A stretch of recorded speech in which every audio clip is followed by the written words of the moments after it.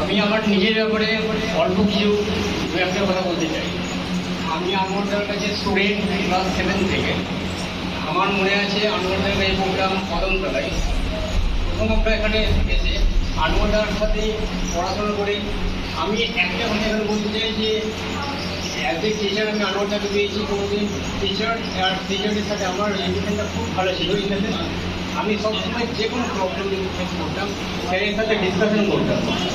তোমাদের আজকের এই অনুষ্ঠানে আমি আসতে নিজেকে অনেক ধন্যবাদ কৃতজ্ঞ ফিল করছি। আর ছোটোবেলা থেকে আমি পড়াশোনার ব্যাপারে একটুখানি হয়তো মেধাবী ছিলাম, বাট জানি না সেটা লোকেই ভালো বলতে পারবে।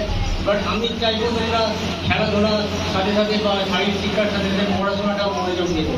আর একটা জিনিস, এখনকার এই 21st সেঞ্চুরিতে সবাই মোবাইলের প্রতি একটা বড় ধরনের আকৃষ্ট হয়ে গেছে। আমি চাইবো যে তোমরা মোবাইল থেকে যতটা পারবে দূরে থাকো, পড়াশোনার জন্যে ফুল ফোকাস করো। সেটা হবে মানে বই যেটা কিতাব আছে, কিতাব থেকেই পড়াশোনা করো। আর আজকের এই অনুষ্ঠানে আমি আসার জন্য আনোয়ারটাকে অনেক আগে থেকে বলেছিলাম যে দাদা আমার এই ধরনের অনুষ্ঠান খুবই ভালো লাগে। ইভেন আমি স্টুডেন্টদের সাথে মিলতে ভালোবাসি, তো আজকে এখানে আসতে পেরে ভালো লেগেছে।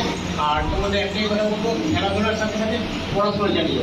আর এডুকেশনের মেন যে পারপাস হচ্ছে আমাদের লাইফটা সুন্দর করে তুলতে হবে। সুন্দর করে তুলতে হবে যে আমাদের নিজের জায়গায় একটা কর্মক্ষেত্র গড়ে তুলতে হবে, সাথে সাথে আমাদের সামাজিকভাবে একটা ভালো মানুষ হয়ে উঠতে হবে।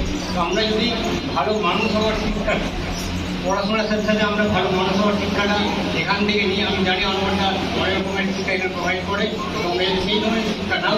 আশা করব তোমরা লাইফে অনেক বড় হবে, অনেক উজ্জ্বল ভবিষ্যৎ আছে। থ্যাংক ইউ, সবাইকে ধন্যবাদ।